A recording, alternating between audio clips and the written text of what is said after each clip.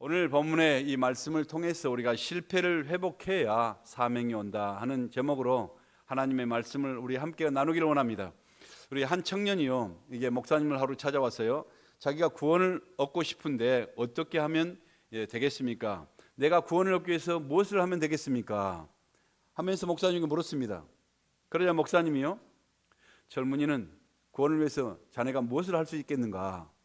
그러니까 목사님, 아직 저는요 혈기왕성한 젊음이 있기 때문에 돈도 벌 수 있고요, 그리고 선행도 할 수 있고 봉사도 할 수 있고 헌신도 꾸준히 할 수 있습니다. 그러자 목사님은 조용하게 말합니다. 사실 너무 늦었네. 그러자 청년이 깜짝 놀랍니다. 아니, 제가 너무 늦어서 구원을 받을 수 없단 말입니까? 당황하면서 그렇게 말합니다. 그러자 목사님이요, 아닐세, 단지 자네가 구원을 얻기 위해서 무언가를 하기에는 너무 늦어버렸다는 말이네요. 왜냐하면 예수님께서 자네가 구원받기 위해서 해야 할 일은 이미 2000년 전에 다 십자가에서 이루어버렸거든요.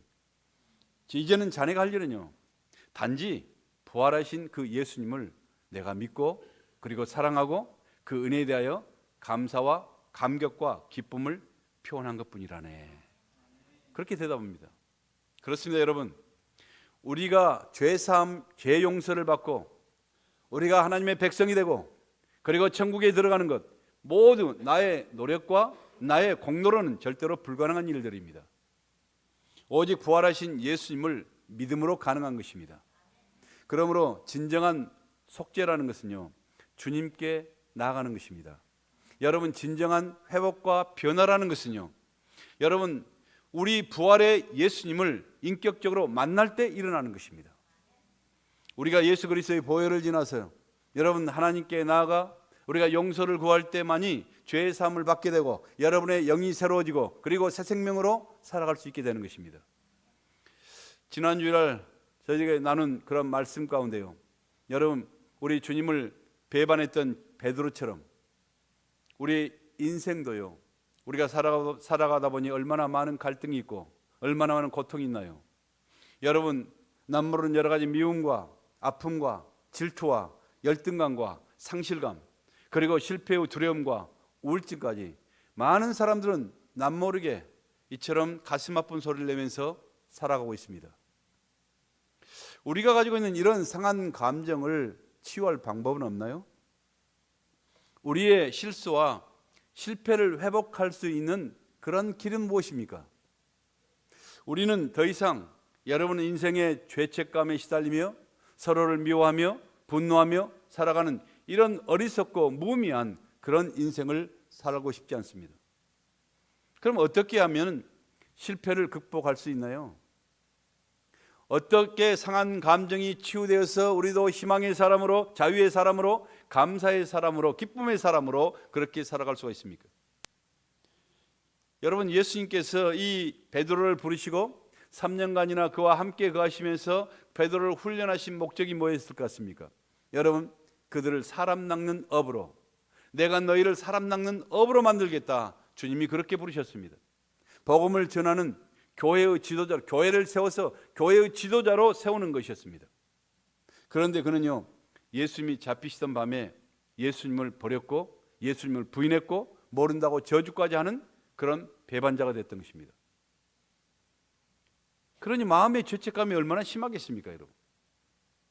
결코 지워버릴 수 없는 그런 양심의 가책과 이런 두려움과 불안감에 시달리는 것입니다. 베드로는요, 매일 새벽 힘차게 울어대는 이런 닭 울음소리를 듣고 희망의 새 아침을 시작하는 것이 아니라 매일 아침 닭 울음소리를 듣고 눈을 깨면 그때부터 죄책감에 고통하면서 하루하루를 살아가게 되었을 것입니다. 여러분, 우리 안에 죄책감이 있다는 것은요, 그 사람의 자존감을 잃게 만드는 것입니다. 여러분 안에 죄책감이 있고 이처럼 여러분 마음속에 여러 가지 상처가 있고 이렇게 한다는 것은요, 여러분의 사명을 잃어버리게 만드는 것입니다. 매사에 무슨 일이든 너무나 쉽게 내가 포기하고 내가 절망하고 이처럼 낙심하는 바로 이런 성격으로 변해버린 것입니다. 결국 베드로는요, 실패했던 베드로는 모든 사명을 다 포기해버리고 고향으로 내려가서 고기나 잡아먹고 살겠다 하면서 내려가서 밤새도록 갈릴리 호수에서 그물을 던지면서 고기를 잡지만은, 그러나 수고하면서 아무리 땀을 쓰고 애써도, 땀이 나고 애써도요, 번번이 고기 한 마리 못 잡고 허탕만 치는 진정한 IMF 인생이 된 것입니다. 여러분, 이처럼 주님과 멀어지는 성도, 주님과 멀어지는 인생 풀리지 않습니다. 하나님이 그 사람을 사랑한다면 결코 풀리지 않습니다. 아무리 수고해도 빈손이요 헛수고하는 인생이 되어야만 하는 것입니다. 그때 부활하신 주님이 그처럼 실패하고 낭망한, 절망한 베드로를 찾아오신 것입니다. 실패한 그를 회복시키시고 이룬 꿈을 다시 보여주시려고 영광스러운 그러한 부활의 모습으로 찾아오셔서 그의 빈 그물을 찢어질 만큼 물고기로 가득가득 채워주시고 온 우주 만물을 다스리시는 이런 전능하신 그 하나님의 손으로 피조물인 그런 인간들, 바로 연약한 자기를 배신했던 그런 제자들, 바로 그들에게 생선을 굽고 떡을 준비하셔서 허기지고 피곤에 지쳐있던 실패했던 제자와 베드로를 먹이시기 위해요 해변가에서 불을 피우고 기다리고 계신 것입니다. 이게 바로 우리 하나님이십니다. 여러분, 이해가 되십니까?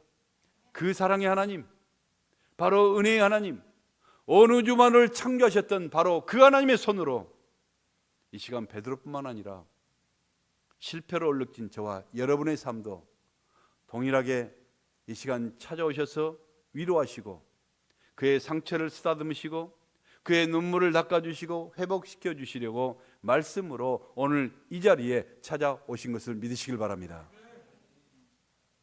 실패한 베드로를 회복시키시는 주님의 방법이 뭔 줄 아십니까? 주님의 방편, 먼저 이처럼 우리가 15절에 이게 보시면 함께 같이 식사를 하는 것입니다. 밤새도록 수고하여 지쳐있는 베드로와 제자들을 영적으로 회복시키기 위하신 주님의 방법이 무엇인가? 바로 이 하나님의 능력의 손, 전능하신 손으로 사랑하는 그 제자들을 위하여 친히 음식을 준비하셔서 함께 식사하는 것이었습니다. 우리는 감정이 상한 제자들을 자기의 식탁에 초대하는 이유는 뭔가? 베드로야, 나는 너의 연약함을 알고 있지만 그럼에도 나는 너를 변함없이 사랑하고 있단다. 나는 지금도 너를 믿고 있다 하는 사랑과 포용의 의미인 것입니다. 그렇습니다. 우리 예수님은요 베드로를 너무나 잘 아셨습니다. 그는 그의 단순한 믿음을 아셨습니다. 그의 덤벙거린 성격도 너무 잘 아셨습니다. 그의 연약함도 아셨습니다. 그리고 그 순간, 정말 이 순간적으로 주님을 부인하고 배신할 것도 주님은 너무 잘 아시고 이미 말씀하셨습니다. 그러나 또한 결국에 가서 그가 실패를 극복하고 주님의 사랑, 위대한 그런 사도로 거듭나게 될 것도 우리 주님은 아셨습니다. 주님은 이미 그를 용서하셨고 그리고 연약한 그를 여전히 품고 사랑하셔 주셨다는 것입니다. 그러나 베드로는 어떻습니까? 이처럼 배신했던 베드로는요 주님을 부인했던 그 죄책감에 지금도 시달리고 있습니다.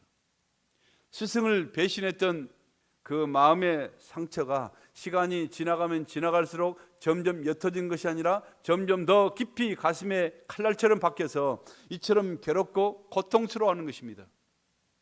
그러기에 주님은 베드로의 그 마음의 상처를 치유해 주시기 위해서 이 시간에 그를 찾아오신 것입니다. 베드로를 회복시키시는 그 주님의 치유의 시작은요 바로 시장한 그에게 친히 준비하신 음식을 먹게 하는 것이었습니다. 함께 여러분 밥을 먹는다는 것은 무슨 의미인지 아세요? 유대인의 전통도 마찬가지지만 유대인의 여러 가지 문화는요 그리고 우리도 마찬가지지만 나는 너를 사랑하는 내 가족으로 인정한다는 의미인 것입니다.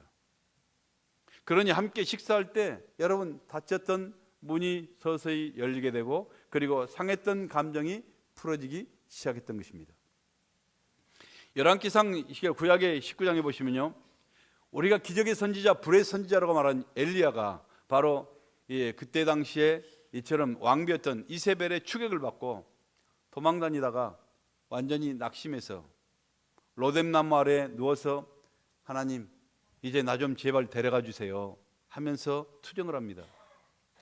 그때 하나님께서 이처럼 정신적으로 영적으로 탈진된 바로 이 번아웃된 그를 치유하는 방법이 뭐였습니까? 바로 그에게 떡을 먹이고 물을 마시게 한 후에 푹 재웠습니다. 포식하게 만든 것입니다. 얼마쯤 시간이 지났을까? 주님께서 다시 그를 이처럼 쓰다듬어 주시면서 그를 깨워서 또 떡을 먹이시고 물을 마시게 한 후에 푹 자게 하시죠. 그가 다시 일어났을 때는요, 영과 육이 회복되어서 40주 40야를 달려서 하나님의 산 호렙산에 이르렀다고 그렇게 말씀하십니다. 거기서 하나님의 음성을 듣고 사명을 받고 달려가는 것입니다. 하나님과 함께 먹고 마시면 모든 것이 회복되는 줄 믿습니다. 영혼이 회복이 되는 것입니다. 상한 감정이 치유되는 것입니다. 연약한 육체도 회복이 되는 것입니다. 주님은 이 시간, 이 예배 시간 저와 여러분을 초청하십니다. 무엇으로요? 사랑하는 자야, 나와 함께 먹고 마시자. 예배는요, 주님과 함께 영적인 양식을 먹고 마시는 것입니다. 단지 여러분이 습관적으로 왔다 갔다가 그냥 이게 찬양하면 찬양하고 기도하면 기도하고 말씀 듣고 듣는가 말든가 졸든가 말든가 하다가 나가는 것이 아니에요. 여러분, 예배는요, 주님과 함께 영적인 양식을 먹고 마시는 시간이에요. 말씀의 양식을 먹지 않으면 우리가 어떻게 되나요? 여러분, 우리가 아무리 대단히 큰 소리를 쳐도요, 힘이 슬슬 빠져가고 기쁨도 슬슬 떠나가고 점점 말라가고 허기지고 그래서 굶어 죽어가게 되는 것입니다. 그러다가 여러분, 우리가요 하루 이틀만 금식해도요 얼마나 배고프나요? 그러다가 음식을 먹기 시작하면 얼마나 풍만하고 기쁨이 오고 살맛이 납니까? 힘이 나잖아요. 먹지도 않고 사는 사람은 무슨 재미로 살까? 그렇죠? 우리는 먹는 재미가 정말 얼마나 감격입니까? 하나님이 얼마나 귀한 은혜를 주셨어요. 사람은 먹어야 사는 것입니다. 아멘. 육식의 양식도 먹어야 되고요, 영혼의 양식도 꾸준히 먹어야 사는 것입니다. 우리 교회가요, 이게 교회 공사로 오랜 시간 교회 이게 공사로 여러 가지 총체적인 공사로 인해서 여러 가지 함께 같이 이처럼 식사 교제를 많이 못했어요. 식사 교제를 많이 못하다 보니까 많이 부응이 잘 안 된 것 같아 보니까 사람들이 이게 먹기 위해서 온 사람들은 다 빠진 것 같아 보니까. 근데 이제 곧 이게 시작이죠. 여러분, 예배 후에 교회의 식사 시간, 우리가 전체적으로 식사하기 위해서 여러분 솥도요 한 번에 400명씩 이렇게 밥을 할 수 있는 이런 엄청난 이런 것도 다 준비하고 했잖아요. 지금 아직 시작을 안 했지만은 기대하십시오. 그럼 여러분, 교회 하실 때 여러 가지 같이 먹고 있는 이런 식사 시간이 의미가 뭡니까요? 단지 한 끼 여러분의 배를 채우기 위해서 이렇게 많은 걸 준비했습니까? 아니죠. 모든 성도들을 주님의 사랑의 교제로 초청하는 것이 바로 우리 교제의 의미인 것입니다. 그 시간은요, 우리의 주님의 말씀과 여러분 이곳에서 말씀을 듣고 이처럼 은혜가 있으면 그 말씀을 상고하며 성천의 의미를, 그 은혜를 서로 나누는 것, 그리고 서로를 사랑하고 용서하는 거룩한 교제의 시간이기 때문에 예배의 연속이요 바로 영적인 치유의 현장이라는 사실을 여러분이 아셔야 돼요.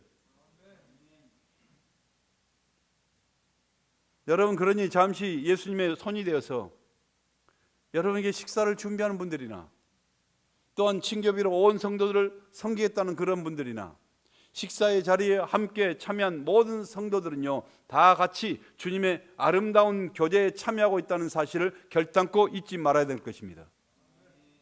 앞으로 우리 교회도요 몇 주 후면 곧 식사를 준비하게 될 텐데요, 교회 친교를 시작하기 전에 먼저 온 교인들이 이 친교에 대한 의식구조가 달라져야 됩니다.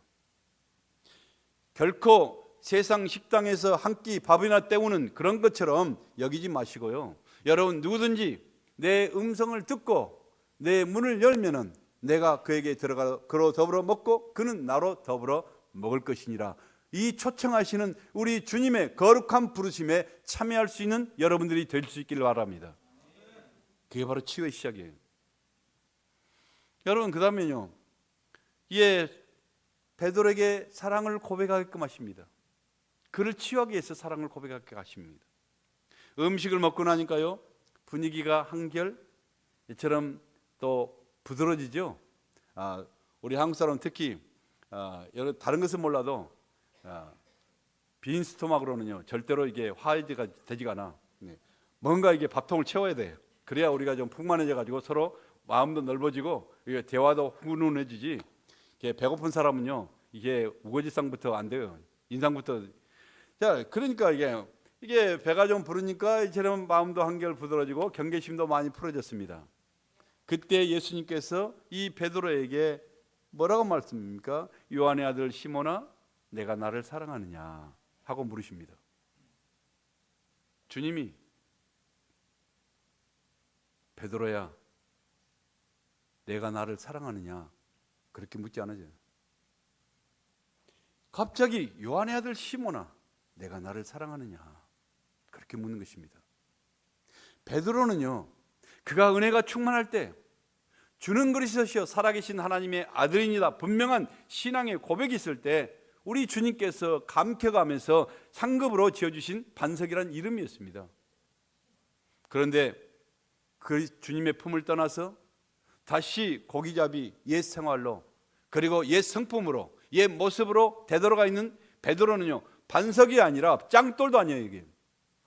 그러므로 주님을 만나기 이전의 사람, 바로 그저 평범하게 고기를 잡으며 하루하루 살아가던 바로 이 어부, 물고기 한 마리에 울고 웃으며 살아가던 과거의 시절로 다시 돌아가서 그를 부르신 것입니다. 용기백비하던 예수님의 수제자 베드로가 아니라, 반석 같은 믿음을 가진 베드로가 아니라, 여러분 실수 많고 두려워서 주님을 부인하고 배신하고 도망가던 평범한 갈릴리 어부 요한의 아들 시몬아, 내가 나를 사랑하느냐 묻습니다. 주님이 원하신 것은요, 다른 사람들에게 인정받고 다 주를 버려도 나는 결코 주를 버리지 않겠습니다 큰 소리 뻥뻥 쳤던 그런 자신감 넘쳤던 베드로가 아니라, 가장 연약한 너 요한의 아들 시몬아 그렇게 부르시면서 베드로가 자신의 그 실상, 자신의 모습, 자신의 영적인 그 허물이 벗어지기를 원하시면서 주님께 묻고 있는 것입니다. 사랑하는 성도 여러분, 실패를 회복하고 하나님의 치유를 소망하십니까? 그렇다면요, 이렇게 하나님 앞에 저와 여러분도 솔직하게 자신을 드러내야 합니다. 사람들 앞에서 거룩한 모습으로, 은혜스러운 모습으로 포장된 자신의 가면을 벗어내고 하나님 앞에 겸손하게 내가 무릎 꿇어야 한다는 것입니다. 주님이 원하시는 것은요, 자신의 영적 상태를 밑바닥까지 드러내는 것입니다. 솔직함과 정직한 모습을 주님이 보시길 원하는 것입니다. 여러분이 예수를 오래 믿으면요, 여러분 우리가 교회에 대해서, 신앙에 대해서 얼마나 많은 걸 알게 됩니까?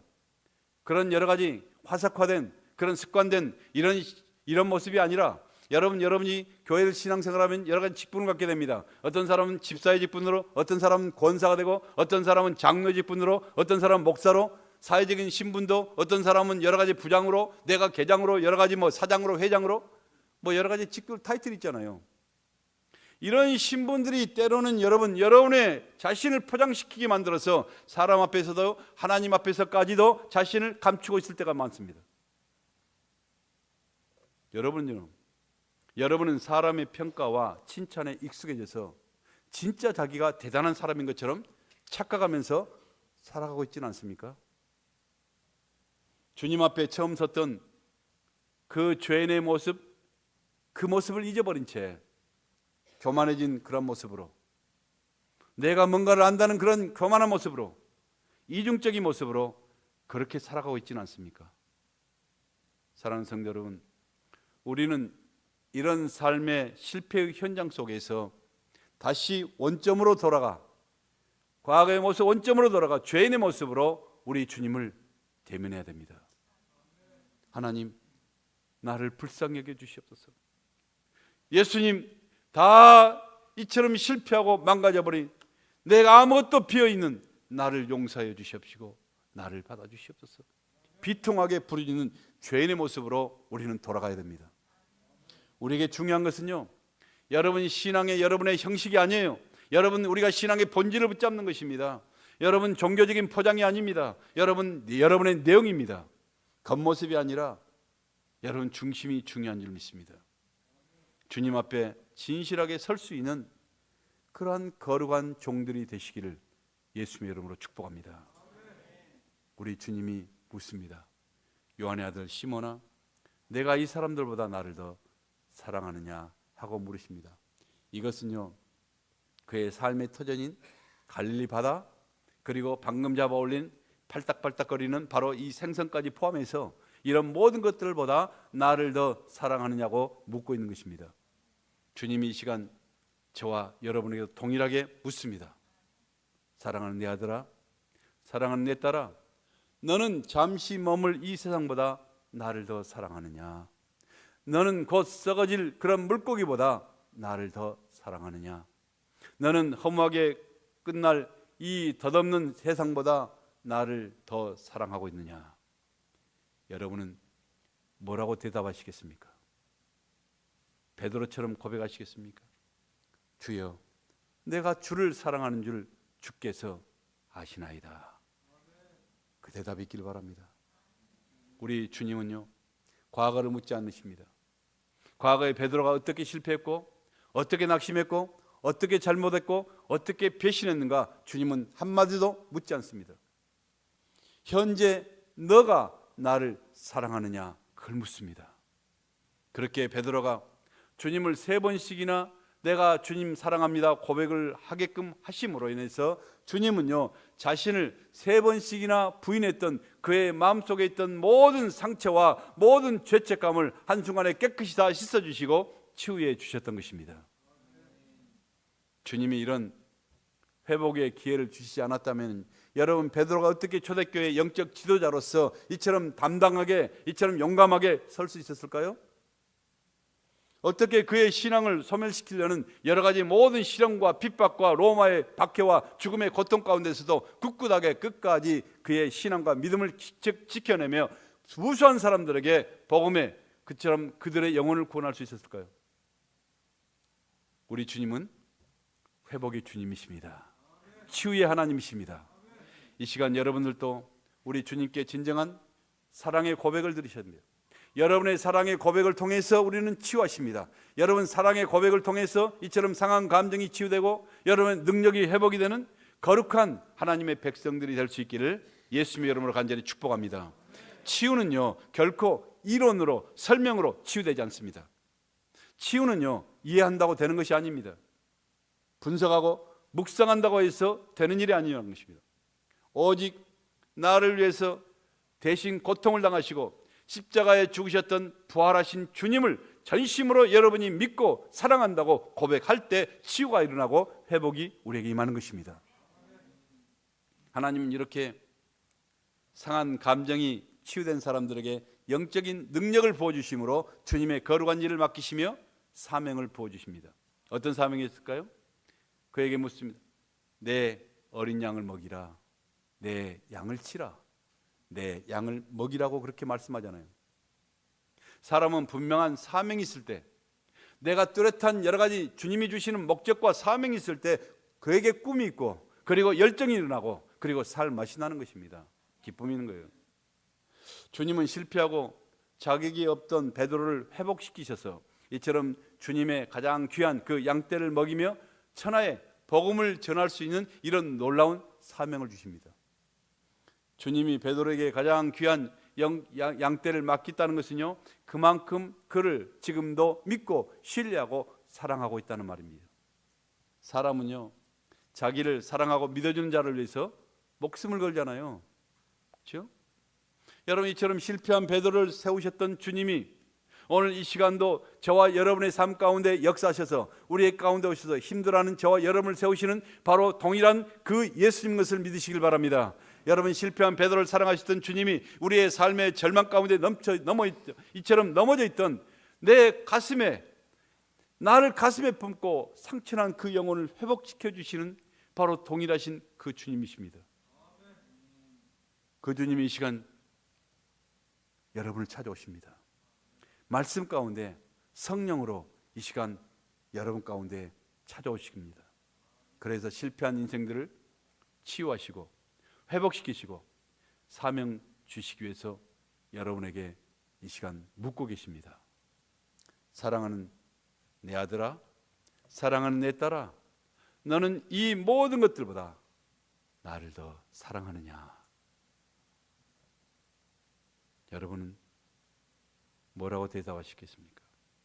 이 시간 나약해지고 실패한 내 자신만을 보지 마시고 사랑의 주님을 똑바로 바라보시고 여러분이 고백할 수 있기를 바랍니다.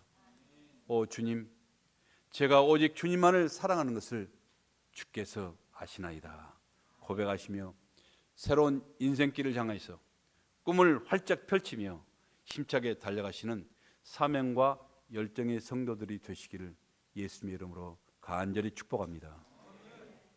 기도하겠습니다.